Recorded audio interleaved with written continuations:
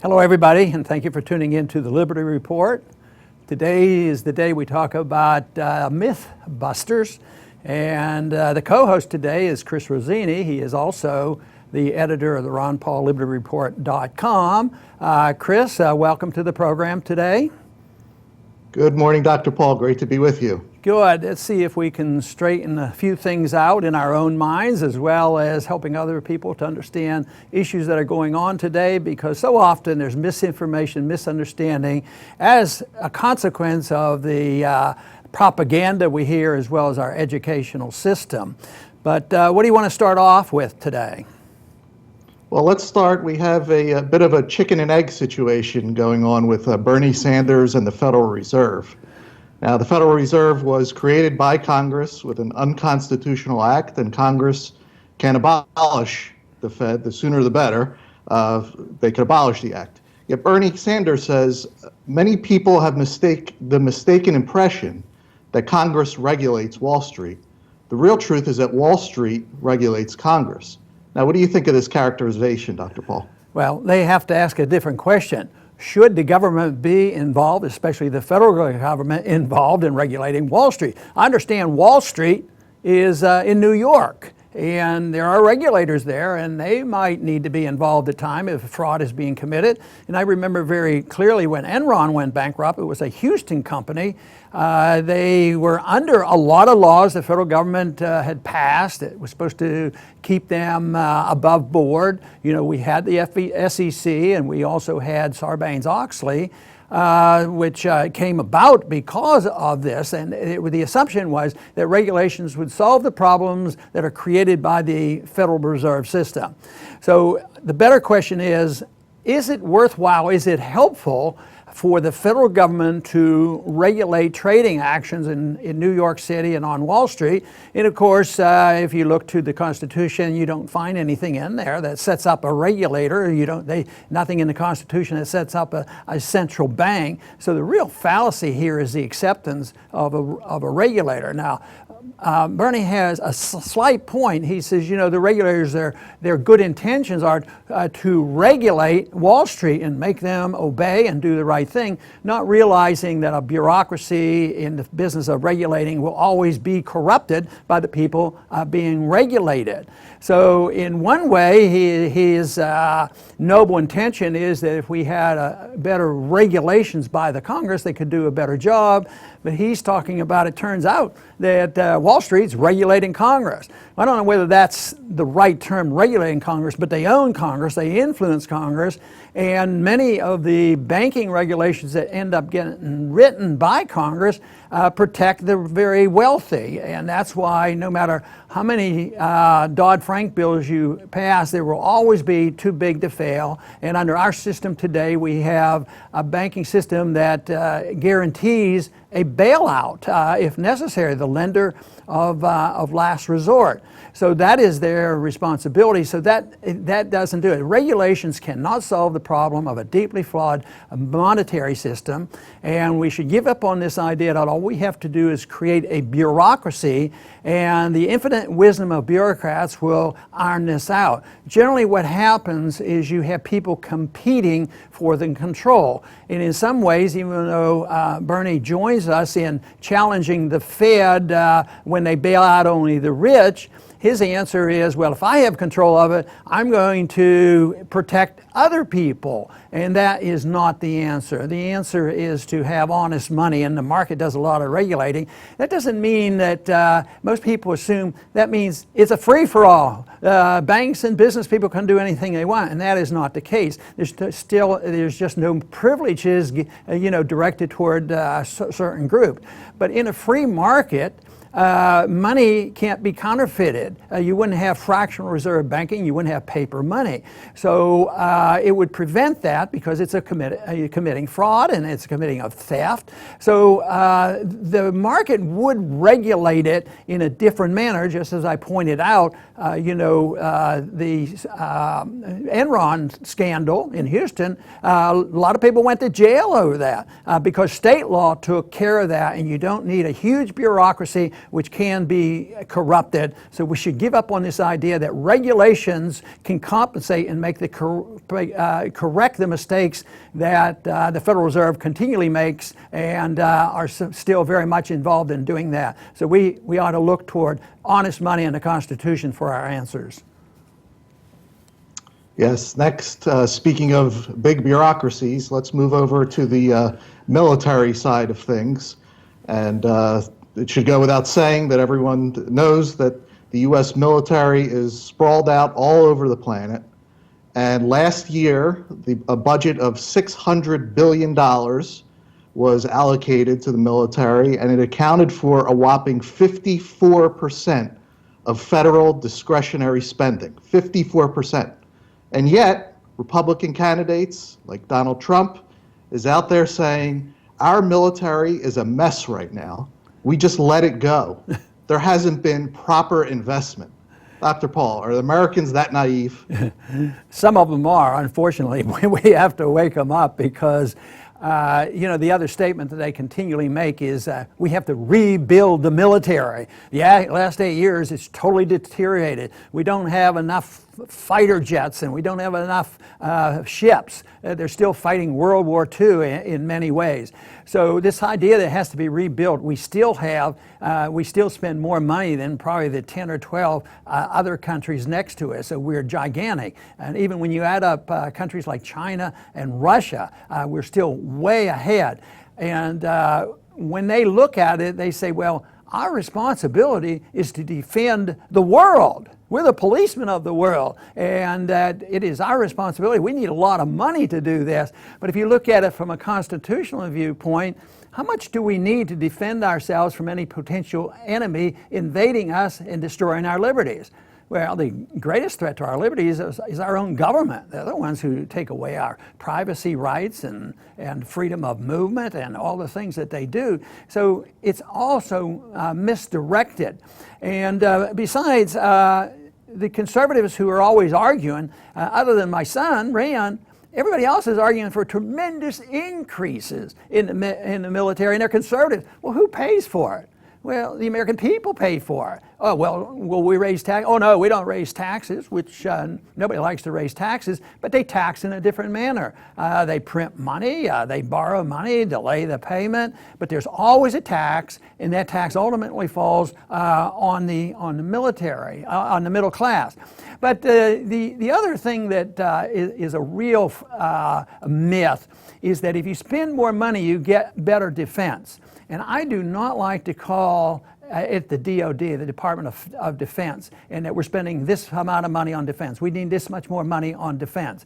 None of it goes to defense. It goes for right now, in these last 15 years, it goes for offense and gets us into trouble. And a lot of people die from it. A lot of Americans die, and a lot of foreign victims die as well. So we don't get more defense. We have a greater bill, and we never address the very important subject of policy, because we get into trouble and give people excuses for saying, well, you know, ISIS is out there, so therefore we have to double the military budget. And you know, and it's almost universal, and like I said, there's only the one exception, but it reminds me of what Nixon said when he closed down the doors on the gold standard. He made a statement that we're all Keynesians now. We've all given up on defending free markets and sound money and gold. So Republicans and Democrats are all Keynesians now.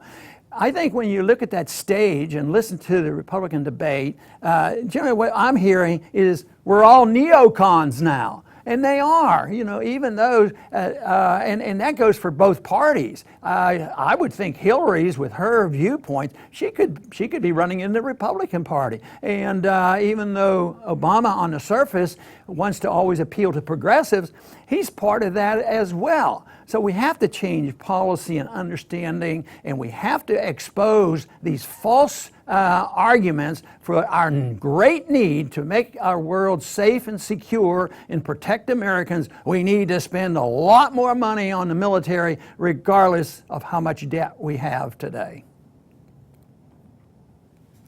Stay on the topic of neocons and cover some good hypocrisy here. We'll start with, there are many people on the right who will claim that they're pro-life and they talk about the sanctity of life over and over, the sanctity of life, which is great. However, the very same people will turn around and call for carpet bombing and destroying nations across the world, which consists of men, women, children, people, and the sanctity of life goes right out the window. So we'll go with neocon favorite Marco Rubio, who says, "I'm deeply pro-life. I believe that all human life is worthy of the protection of our laws." Now, what do you think of when he leaves the abortion debate and moves on to other topics, Dr. Paul? Well, he is. He's consistently pro-life, except when it has to do with maybe children dying from our bombs in Iraq, except if you're very poor and didn't have an attorney and you get ripped off in the judicial system and you're on death row. And so there's a lot of exceptions for those who claim they are pro-life. You know, I at one time strongly supported or at least endorsed the concept of the death penalty. But I came around to thinking the pro-life position has to be opposed to it. Does that mean they're not guilty and they don't deserve it, especially if they're caught on camera? No, but if we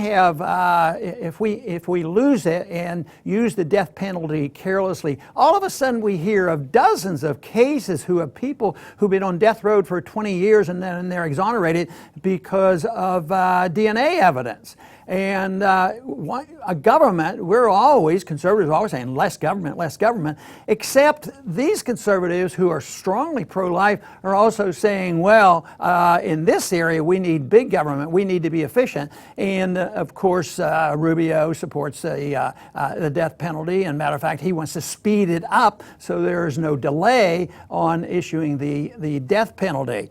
But there's many areas that I've chided physicians who get involved in the various pro-life issues because one is torture. They usually have doctors standing by like they're approving it. You know, if you're going to have torture, do you need a doctor there? And why should a doctor participate? Oh, we're watching to make sure that he doesn't die on the table. So I think physicians are totally unethical if they participate in torture.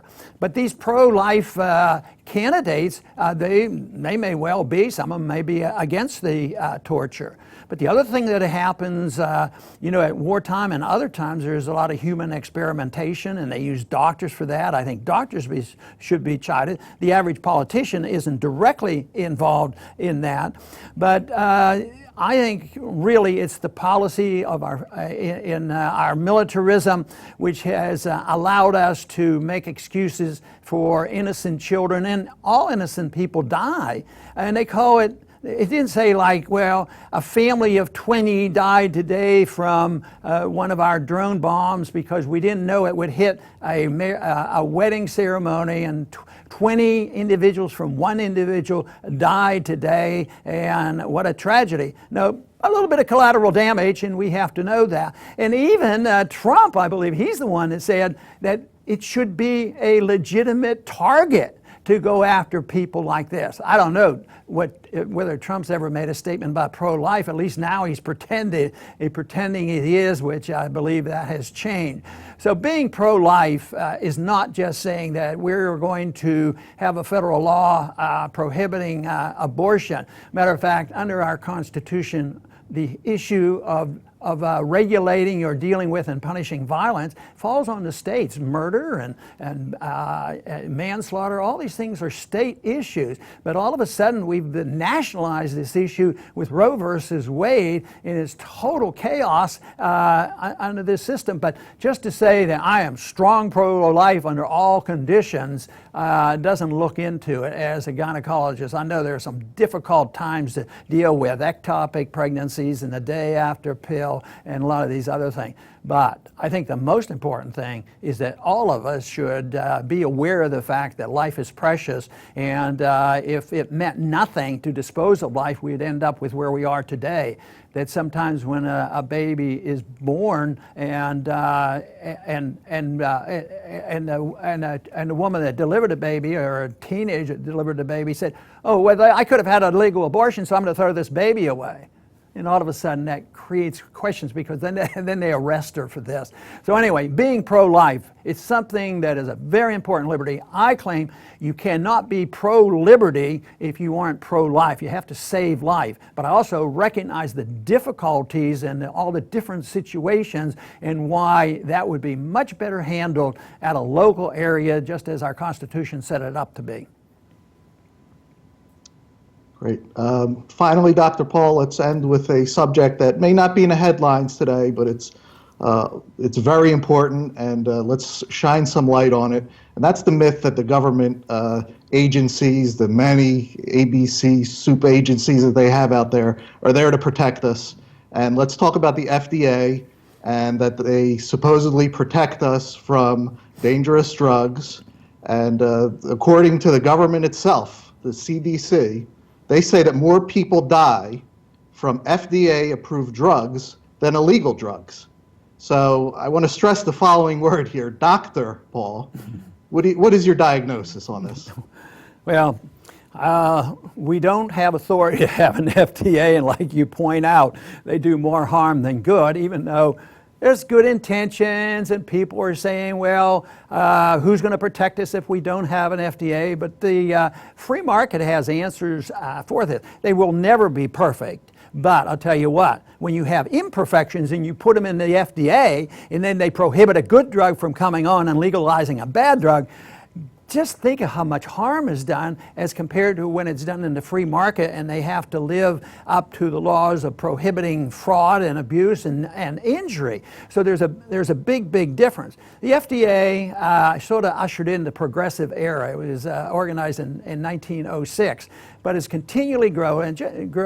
And just like so many things, whether it's banking regulations or whatever, the banks end up writing the regulations. In the FDA, so often it's the drug industry that writes these regulations. But the interesting thing about the FDA, Chris, you mentioned the fact that they have created more problems than they solve, and they put bad drugs out on the market. But I, as a physician, if I would have just said, oh, this is FDA approved, I'm going to use it because I'm protected, the government said it's okay, but it doesn't happen that way. These drugs can cause harm, and you see the ads on TV begging and pleading for people to file suit because this drug did harm. Well, it was FDA approved. We had the stamp of approval. But still, you know, the doctors can become liable on this.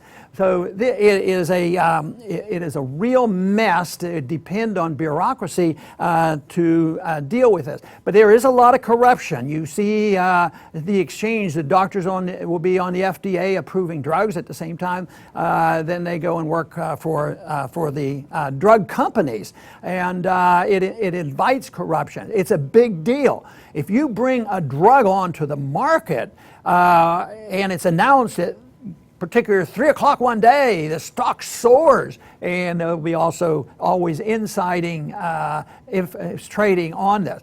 But there's another thing that people should think about right now, and that is free to choose. Free to choose what you put in your own body. Yes, there's a lot of risk, and it is true that prescription drugs are more dangerous than street drugs because more people die from it. But you lose freedom to choose the good stuff. For right now, the consensus has come to understand our argument that we've made for decades, that marijuana is not as dangerous as they said, and that marijuana may well help a lot of people suffering from cancer and be very helpful in that treatment. So but if there's a drug out there that even if it's under study and they have good results, let's say it's been tested for 6 months and it looks just fantastic, and you say, well, I'm willing to take a chance. Let me take that drug. But you're not allowed. You have to wait. You have to wait for the FDA. There's more and more delays on this. But I think any individual should be allowed to try and test anything they want. Yes, there will be some mistakes. And if there's lying involved, I mean, that is a vicious crime as well. But when it's up front and there's a drug and there's a chance, I think we'd move along with developing of new drugs much faster. But also, who would regulate if you didn't have the FDA to tell us this is good and this is bad and help the doctors out and say, yeah, you can use this? Well, there would be organizations, there would be consumer groups. Today, you can go on the internet and almost anything you want on a consumer item and find out what the people are saying and what kind of ratings they have. I often thought Ralph Nader happens to be a friend of mine, and we've worked together, but we had different opinion on how you protect consumers. But I often thought, wouldn't it be wonderful if we had a consumer protection group in the private market and Ralph Nader was in charge? Because in a way, what Ralph Nader did in trying to protect us against dangerous items was he did it in the public arena. It wasn't the fact that he got the government's attention, but he got the information out and educated a lot of people, and then that put pressure on the Congress. So a lot could be done through voluntarism. People give up too easy, and they listen to the demagogues and this idea that there would be so much danger if we didn't have the government, we didn't have the politicians, we didn't have the bureaucrats taking care of us. Besides, it won't cost anything because it's the government and they will pay for it. That is a big myth that we ought to repeal. I want to thank everybody for tuning in today, and Chris, I want to thank you for being with us today again on Mythbusters. And for all the viewers, I hope you enjoyed the program, and please come back to see us soon.